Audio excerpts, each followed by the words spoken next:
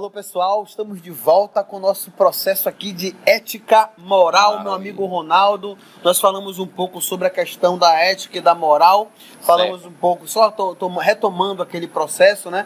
É que a moral, ela está associada à individualidade e aqui cultura, você está ligado. E a ética é algo maior, né? O processo que está ligado a códigos coletivos para se viver melhor. E aí, existem situações em que as coisas se misturam um pouco. E aí a galera quer saber onde é que essas coisas se misturam. Pronto, a gente faz essa diferença, né, entre ética e moral, como a moral, a questão cultural, a questão relativa a um povo, a um tempo, e a ética, algo universal, de cunho universal. Mas você sabe que a resistência a esse tipo de conceito é muito grande. Muito forte, muito forte, e principalmente no campo religioso. Por exemplo, o cara diz que a ética cristã dele é universal, no sentido de igualdade, e que não muda. Não muda. Né? O cara no Islã, em algumas correntes do Islã também. Né?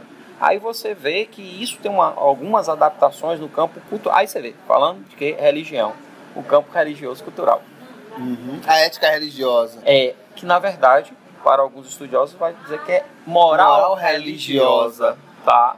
Então, assim... Está ligado à cultura, ao ligado à cultura. Mas né? o cristianismo está em todas as culturas, etc. Então, é uma ética.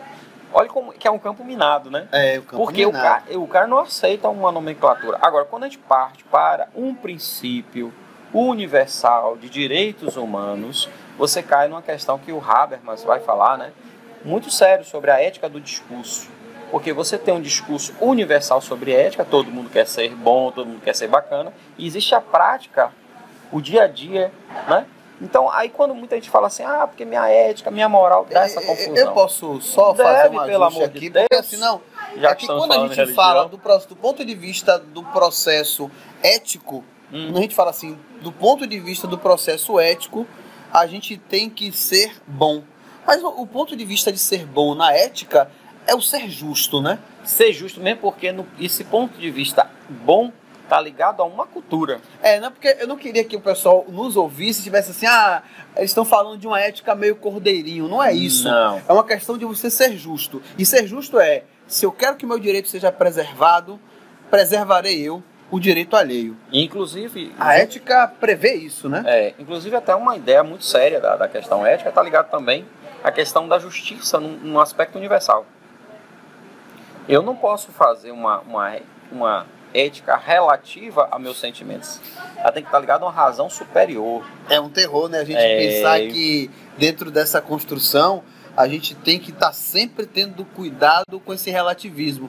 A gente já falou isso anteriormente, né? Relativismo na ética não cabe. Ele não pertence ao processo. Não pertence. Porque o que acontece, eu já falei no outro vídeo, se você pensar um relativismo para defender uma questão de etnia, de gênero, você esbarra em um problema. Por quê? E cria outros, não? Cria outros, porque você vai pensar o seguinte: qual é o critério para eu dizer que sou igual a uma pessoa de uma outra etnia, de outro gênero?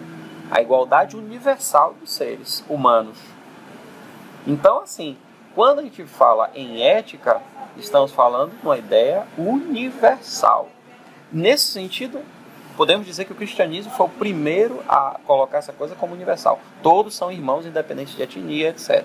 Mas estabelecer uma ética a partir de direitos humanos é muito mais amplo, desculpe quem é cristão, do que o próprio cristianismo. Que a gente sabe que determinadas correntes do cristianismo ou que saem do cristianismo têm posturas totalmente diversas em relação até mesmo à cultura. Agora vem um outro problema.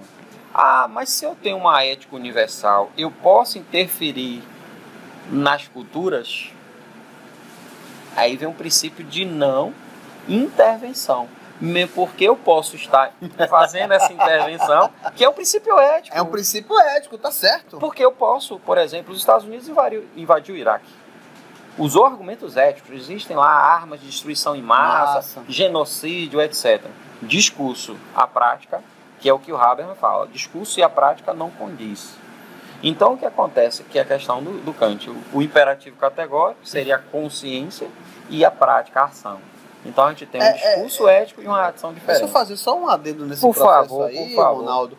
Que é o seguinte, a gente tem que parar para analisar o seguinte, existe um processo, e dentro desse processo de, poxa, olha lá, os caras têm arma de destruição em massa, têm uma cultura violenta, matam seus inimigos, tem a questão, eles se cercaram de muitas questões. Perfeito. Mas aí, você usar isso como defesa da ética e promover uma guerra em função disso também é um processo que vai de contra o discurso. Né? Então, assim, qual é o ganho, né? Cada um de vocês está nos ouvindo aqui agora. Qual é o ganho que nós temos quando argumentamos sobre isso? O ganho é quando nós fazemos a ética prevalecer. Usar-se a justiça promovida pela Organização das Nações Unidas. Sim. Usasse essa justiça, usasse esses critérios, usasse esses argumentos e não promovessem guerra. Porque promover guerra é um processo complexo. Sim. E você tem uma coisa que é muito interessante. A ONU não tem um exército, mesmo pegando em todos, de ataque. É só de defesa. As tropas da ONU vai para ter o poder de polícia para reorganizar. Reorganizar. E não para atacar. Então, se a ONU não faz isso, quem faria isso? A OTAN. Mas a quem interessa essa intervenção? Olha como é interessante, porque a gente está entrando para questões universais, ou seja, humanas, né? Então, é por isso que a ética é tão importante assim. Agora, qual é a questão do princípio de intervenção? A quem interessa um discurso ético na intervenção? Por exemplo, uma coisa que é interessante, eu estava aqui conversando com você, a gente para a questão do índio lá, né? Dos nossos índios. Aí alguém já deve ter visto uma cena, uma foto ou um vídeo de uma índia amamentando um macaquinho. Amamentando um macaquinho. Eu particularmente já vi. Né? Ah, mas que coisa horrível, etc. Vamos deixar de lado a situação, bora entender o que Vamos deixar de lado os preconceitos, porque a gente não conhece aquela realidade, né? Aí, a questão é essa. O que acontece? Muitas vezes, ao caçar, o índio termina matando a mãe. O filhote cai ali. Ele leva para a tribo. Ao levar para a tribo, as mulheres, as mães, cuidam daquele filhotinho. Quando ele cresce, ele é lançado na mata. Aí você pode perguntar, para quê? Os índios vão caçar e pode matar ele? Pode, mas ele tem direito de fugir. Agora, qual é a grande questão? Por que não criar para comer esse animal? Não. Ele levou para lá porque ele estava indefeso. Mas ele tem direito a fugir, a lutar pela sua própria vida. Olha que interessante. Olha que interessante essa coisa de você pensar uma ética de forma diferente. E é um laço de moralidade aí muito amplo. Daquilo que Leonardo Boff tanto bate como ética ambiental, ou seja, ecologia, estudo da casa, como viver, né? Que você já sai para outro aspecto universal. Cuidar do meio ambiente também é uma questão ética. Uma questão de bioética, a gente vai falar mais à frente. Que a gente vai falar em outro momento, tá? Mas observe que coisa interessante. Outra coisa, também antropólogo, não lembro se foi o Levi Strauss, colocou lá, deu um docezinho para a criança, né? E aí a criança, o índiozinho degustou aquilo, achou bom. Pegou um saco daquele, colocou numa árvore mais à frente, colocou os índios todos perfilados e bora lá competir para ver quem vai ficar com o doce. Os índios começaram a correr, os curuminzinhos índios deram as mãos, foram juntos e chegaram lá. E ele disse, você que correu mais, por que você não correu para ficar com tudo? Com tudo. O índiozinho olhou para ele e disse... Eu não entendo essa linguagem. Aí ele disse assim, não, era só seu. Então você podia fazer o que você queria, comer tudo sozinho, não dá para outro. Ele disse, não, essa brincadeira, trazendo para a linguagem nossa, é chata. Por quê? Porque se eu pego só para mim, ela vai ficar triste, ele vai ficar triste, ele vai ficar triste e eu vou ficar sozinho. Ave Maria. Inclusive reforça o conceito de brincadeira. Brincadeira é quando todos os envolvidos se divertem. Né? E aí é que existe no desvirtuar nós, os civilizados, evoluídos, no civilizado, no descontrole desse conceito. Aí você vê bullying e outros resultados absurdos que ferem a moral, a ética coletiva e etc. E tá aí um cara que, dito não civilizado, tem uma percepção de mundo muito maior e já ali construção de um nível de moralidade que não reconhece a competitividade depreciativa. como alguém ganha porque alguém perde. Exato. Olha que coisa interessante.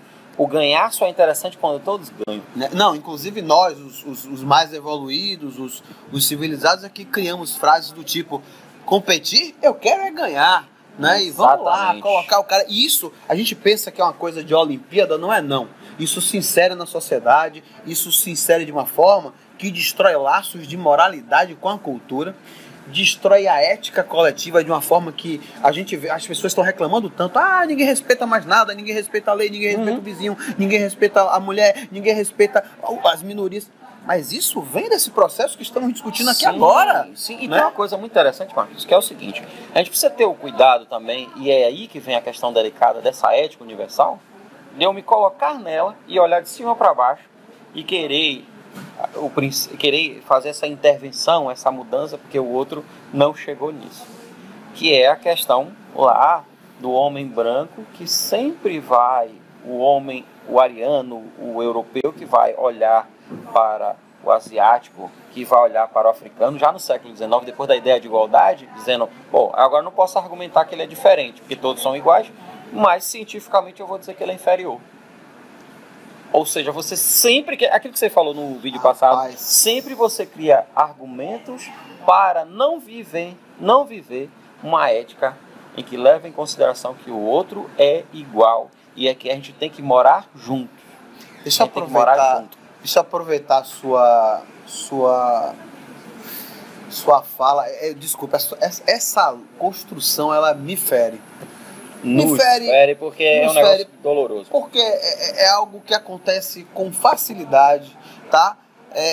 Não me vejo olhando para outra pessoa, distinguindo dessa maneira. Quando eu vejo que alguém separa, por exemplo, o fato de sermos nordestinos em outras questões que são semelhantes a essa. Profissão. A gente fala de ética profissional, o cara pensa que é só ali dentro da profissão. Ou dentro do grupinho que ele trabalha ali. E é isso, a gente não se preocupe, nós vamos discutir item a item. Mas assim, deixa eu aproveitar também esse momento, né? Para poder falar um pouco das leituras que nos remetem a isso, porque isso é busca de muita gente. Gente que está na universidade, gente que está buscando aprofundamento, melhora individual. Né? Nós temos aqui essa beldade, né? Que é o cuidado necessário de Leonardo Boff. É interessante. Trabalhar uma coisa de bioética muito interessante. Muito interessante, tá certo? Gostaria também de mostrar Éticas e Valores Universais, do nosso queridíssimo Frei Beto, tá? E assim, gente, olha, só lembrando só também... Um instantinho, um outro que a gente não pode esquecer: Ética e Moral, do Leonardo. Talvez, né, desses todos, o que mais busca essa conversa, esse diálogo que nós tivemos aqui hoje. Sem falar de Kant, né? De Kant, não, Kant, né? A ética dos anjos. Século XVIII, o pessoal olhar para Kant, isso é a ética dos anjos. Nossa, cara, assim, ó. Ninguém consegue. Então, gente, busquem isso, porque isso é importante. Gostaria também de fazer um comentário que a gente sempre indica os livros. Estamos chegando aí próximo dos nossos 1000 inscritos. E eu vou reforçar o convite que a gente já fez aqui. Acompanhe a gente, se inscreva. Mandem suas perguntas, porque agora, no final de cada debate coletivo, a gente vai responder muitas das perguntas de vocês. Uma outra coisa que é legal é que nós publicamos, inclusive, né, sobre isso. Nós fomos aqui ao lançamento do livro do nosso querido Gustavo Barcelos, né, O Banquete de Psique, muito bom. Quem gosta de culinária também é legal, é muito bom esse livro.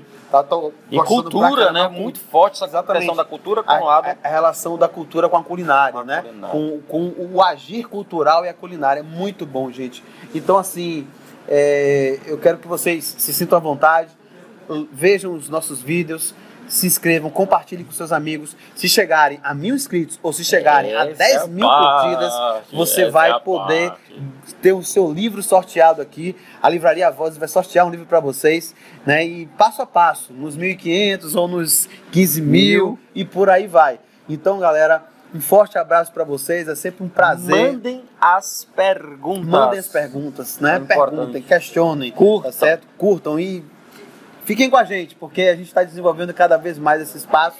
Não é para mim, não é para Ronaldo, é para você que está nos vendo aqui agora. Um forte abraço. Ronaldo, Deus. Vem a mim. valeu. Um abraço a todos. Livraria Vozes, esse é o lugar.